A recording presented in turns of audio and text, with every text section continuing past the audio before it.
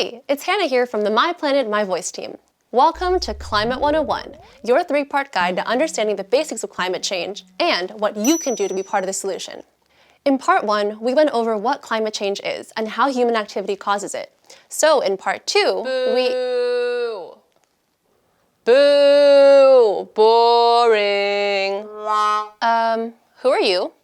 I'm Hannah, obviously. No, I'm Hannah. Well, I'm Hannah from another dimension where you're not a massive nerd. Caring about climate change is for losers. Oh, please no food or drink. Ah, interesting. You don't believe in climate change? Oh no, I totally do. Climate change is for sure happening. Then how is caring about it for losers? Because you're blowing it way out of proportion. I mean, how bad could a couple of degrees of warming really be? I, for one, think we could use a little more sunshine. Yeah, I'm not sure that's how that works. Nature's a delicate balance, and messing with it could have serious consequences. Whatever. It's not like you're some kind of expert on climate change. True, but I did speak with someone who is. Check this out. You know, when we think about climate change, definitely just the planet warming is one of the big impacts, and that ends up precipitating a lot of other changes. This is Professor Justine Law, an ecologist and environmental scientist who teaches at Sonoma State University.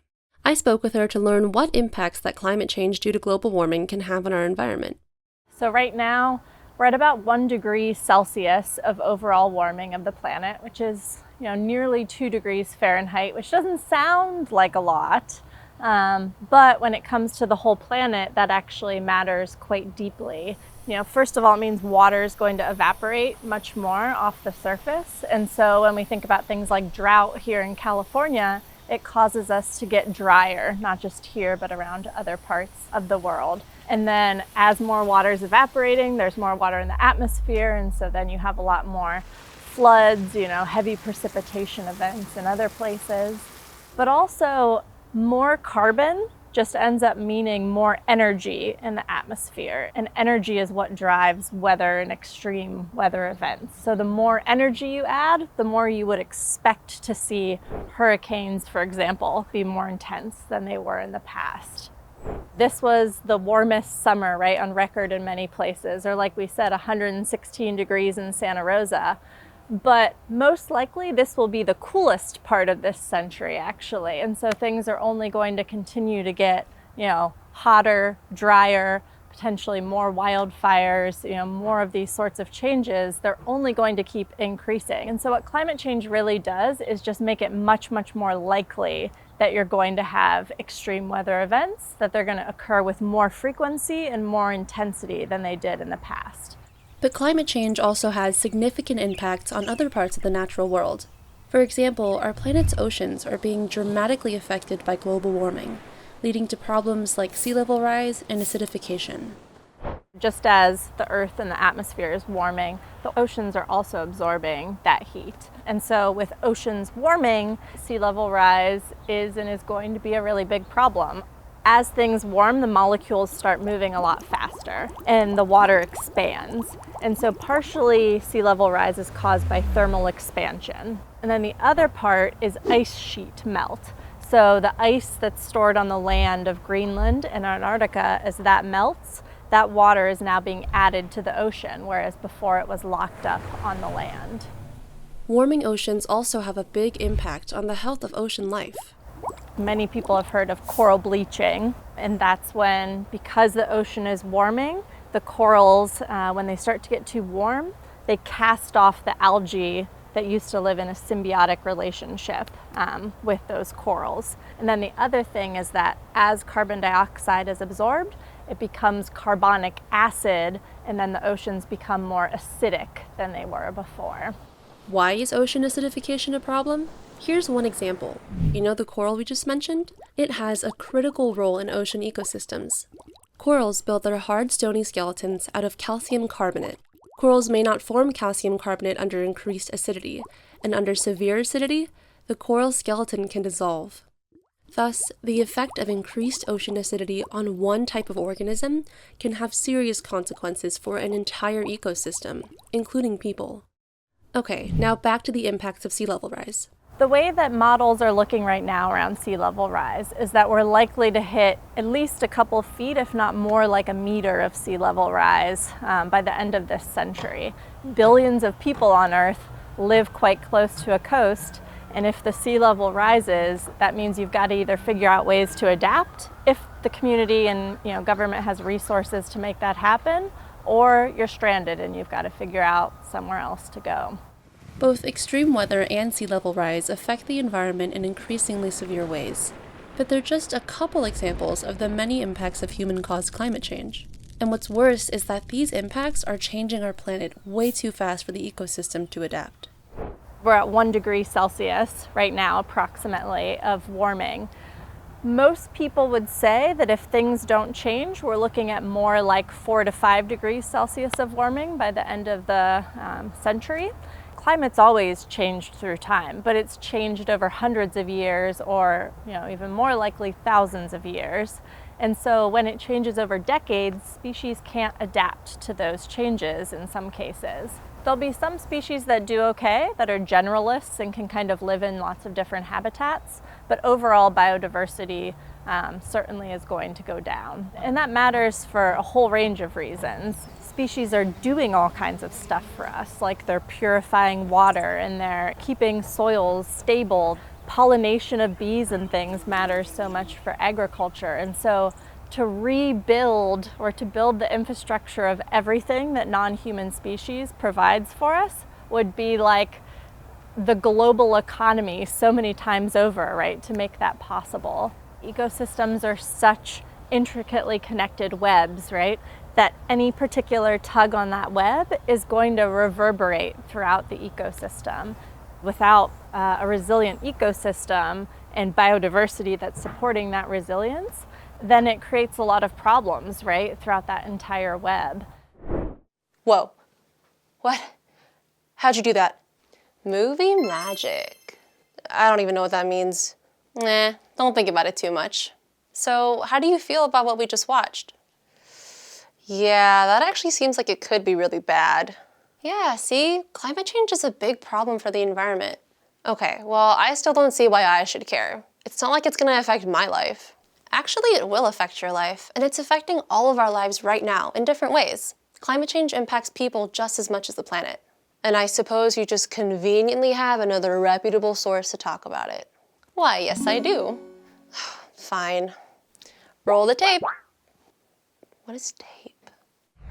To learn what impacts climate change can have on people and communities, I spoke with Ofelia Bello, Executive Director of Youth United for Community Action. This grassroots organization based in East Palo Alto empowers youth to address environmental and social justice issues in their community by organizing to create positive systemic change. How does climate change impact people and the communities that they live in? The ways that it impacts the folks who live in our community is first and foremost our health. And being a working class community, a majority working class community, being able to be healthy and go to work to provide for our families is foundational to us just being able to live a somewhat stable life. Being in one of the cities in the Bay Area that has experienced a lot of environmental racism in the past, we already have super disproportionate rates of asthma among our children and young people. And to have those added layers of climate change impacts added to our daily lives is really tough. It means sometimes it affects your health and you can't go to school, or if you're an adult and it affects your health, you can't go to work. Let's go over some terminology. What is environmental racism? It means that things like toxic waste dumps, hazardous facilities, and landfills are more likely to be built near low-income communities and communities of color, often leading to a higher likelihood of illness, disease, or other negative health outcomes for people in those communities. So, why is that? Well, remember when we talked about sacrifice zones in episode 1? Burning fossil fuels and creating fossil fuels creates a lot of pollution and waste. That waste has to go somewhere. You need disposable land to put these polluting facilities on, and you can't have disposable land without disposable people. Systemic racism enables decision makers to build these facilities near communities that are deemed disposable. Also, environmental racism is just as much about what is not present in a community as what is. For example, low-income communities in urban areas tend to have less tree coverage, which means that when there's a heat wave, homes are much more likely to get too hot to be livable. Environmental racism is a global issue too, with entire countries being treated as sacrifice zones. So what other issues does climate change intersect with? Food and housing are just a few. There's definitely a lot of layers that connect food insecurity to the political landscape of our community, but we also see it as a sort of connection to our global community.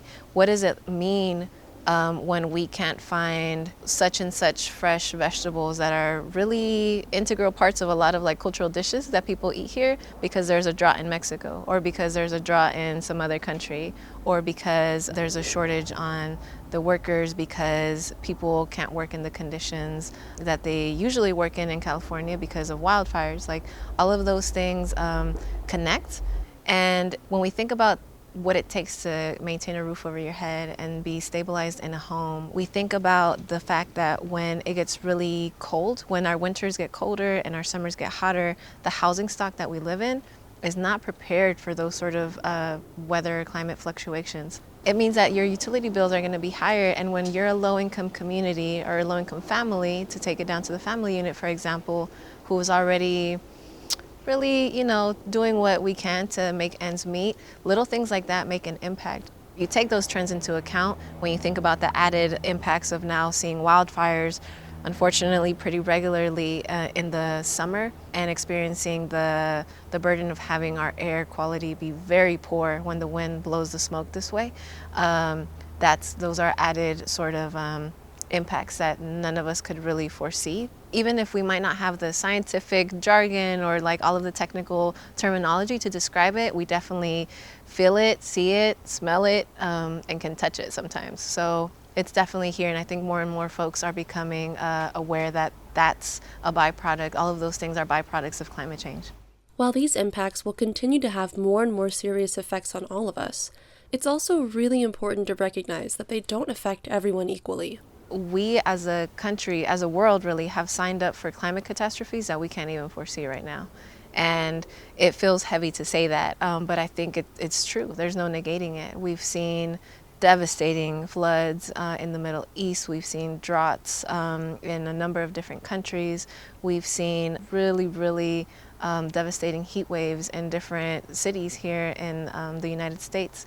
The thing about climate change is climate doesn't discriminate. The catastrophes that we see taking place globally, it's indiscriminate. But they're definitely disproportionately felt by Indigenous, Black, African American, youth of color, low-income people, and it really traces back to policies and practices that our cities, our governments have intentionally made over the years, whether it's redlining, which East Palo Alto is a community that was redlined.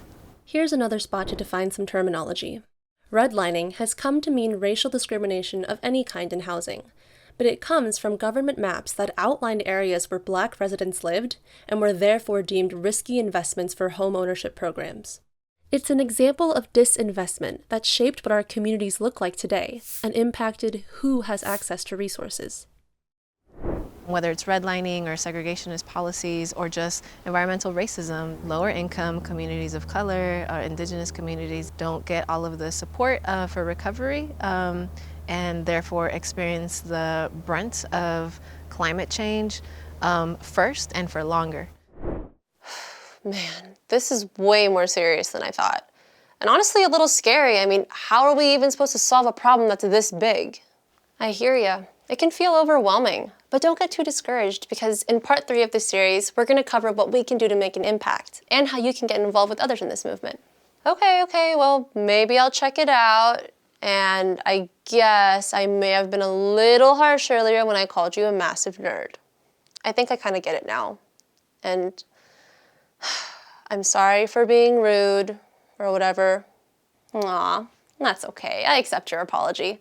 And I'm definitely not just saying that because you're a fictional character that I created for the sole purpose of making this video more interesting. Yeah, I'm definitely real. Reconciliation high five? Sure, bring it in, buddy.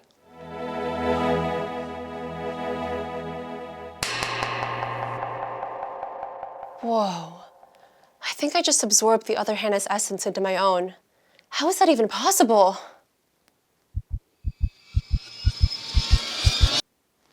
Well, that was fun. Thanks for watching part 2 of Climate 101. Don't forget to subscribe to our channel to see more climate content, and leave a comment below to tell us what you want to see next. Until then, stay loud, be heard, and let's save this planet together.